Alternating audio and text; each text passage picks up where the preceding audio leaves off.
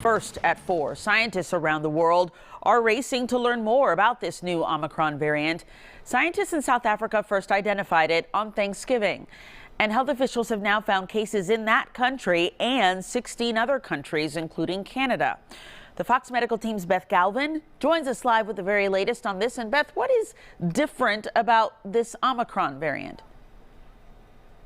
Christine, it really contains some changes that are kind of unique and are raising some red flags in the scientific community. Namely, Omicron carries about 50 different mutations that have not been seen together before with this virus. And about 30 of those mutations are on the spike protein that the virus uses to grab onto healthy cells and ultimately infect them. So they're not really sure what these changes or what these mutations mean or how much of a threat this new variant is ultimately going to be. U.S. travel restrictions went into effect Monday, barring most travelers from South Africa and 7 other countries where a new highly mutated variant of the coronavirus recently surfaced.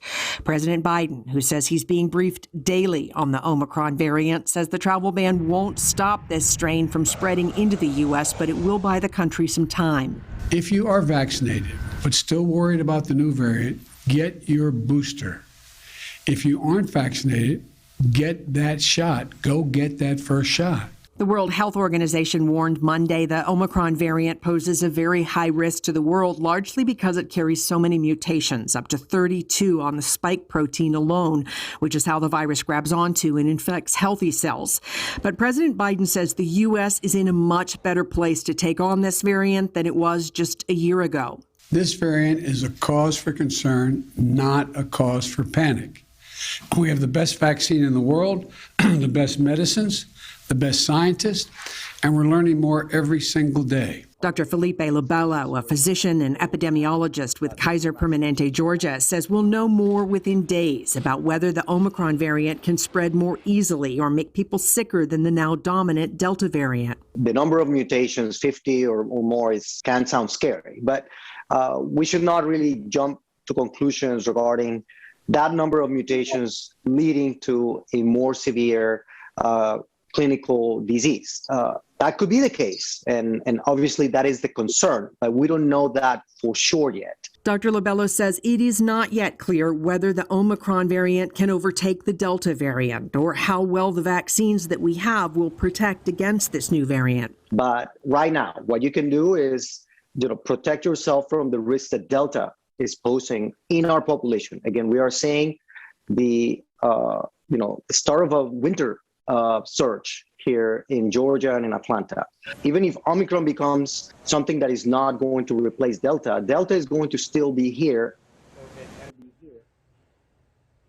And Dr. Lobello is urging people to really double down on the basic precautions that they've been taking for a couple of years now. And he's talking about things like wearing a mask when you're with people from outside your house, or wearing a mask when you're indoors in public spaces.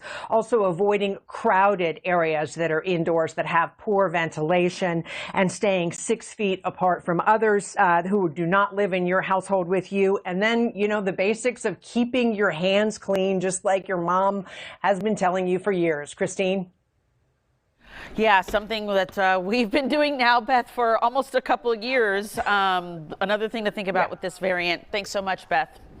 The Georgia Department of Public Health says it is closely monitoring the Omicron variant. In a statement, Georgia Department of Public Health Commissioner Dr. Kathleen Toomey says, quote, vaccination is more important than ever with the emergence of this new variant, and the holidays just around the corner. Everyone in Georgia age 5 and up is eligible for the vaccine. Boosters are recommended for everyone 18 and older if they're already fully vaccinated.